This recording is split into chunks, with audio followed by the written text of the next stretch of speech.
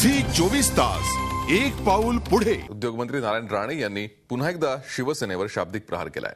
ठाण्यात शिवसेना आमदारांनी अनधिकृत बांधकामं केली आणि त्यातून येणारा पैसा मातोश्रीवर पोहोचवण्याचं काम केलं असा हल्लाबोल राणेंनी ठाण्यातल्या वचनपूर्ती मेळाव्यात केलाय। तर मुंबईतून मराठी माणूस कमी होण्यालाही शिवसेना जबाबदार असल्याची टीकाही राणेंनी केली आहे। मत घेण्याचं काम तिकडे केलं आणि इकडे करताय।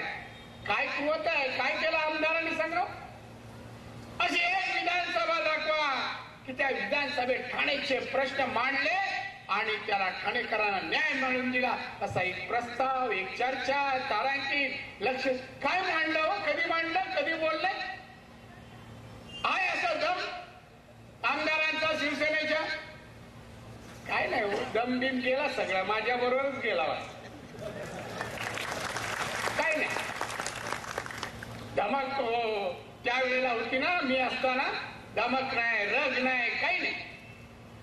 फक्त बेकायदेशीर करा, अनधिकृत करा, पैसा मिळवा आणि पोचवा, याच्यापलीकडे काय? त्याच्यापलीकडे काय?